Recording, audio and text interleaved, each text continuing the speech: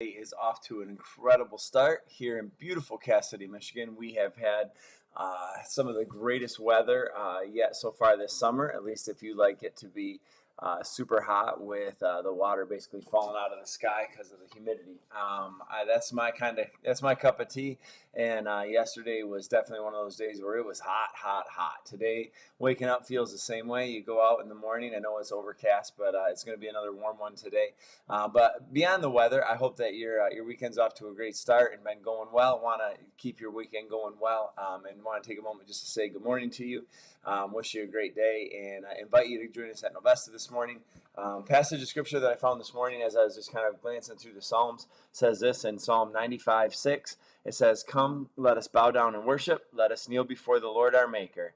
For he is our God, and we are the people of his pasture, the flock under his care." And this morning, I just want to invite you to join us for church. 9 and 10:30, we have services both hours, same service. Both hours, there's stuff for the kiddos, both hours as well. And, most Sundays I'll probably get on here and I'll say something along the lines of like, it will be a blessing to you. And I agree, it will. Absolutely, church will be a blessing to you.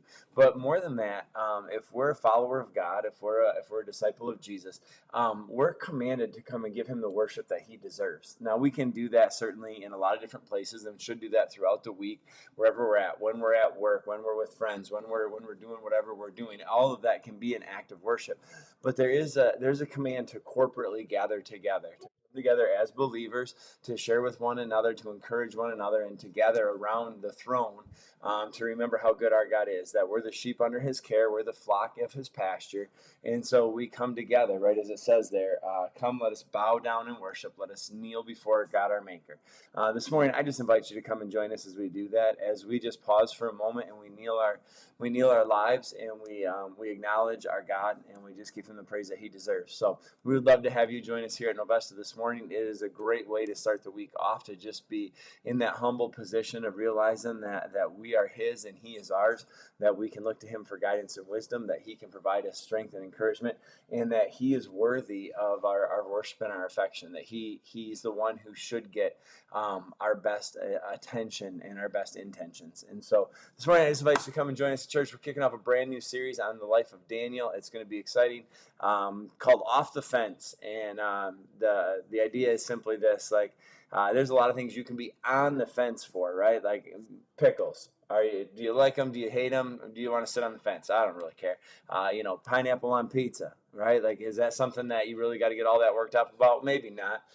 Maybe it's a sports team that you love or you hate. Maybe it's a subject in school. I could live or not live without, social studies or geometry, whatever that might be. But when it comes to our spiritual lives, when it comes to our faith, we better not be sitting on the fence, because the Bible's pretty clear, and I think we know it even in our own spirits, that to sit on the fence means that we're just watching, we're waiting, we're wondering, we're kind of feeling it out, right? Fences aren't meant to be sat on, they're meant to draw lines between.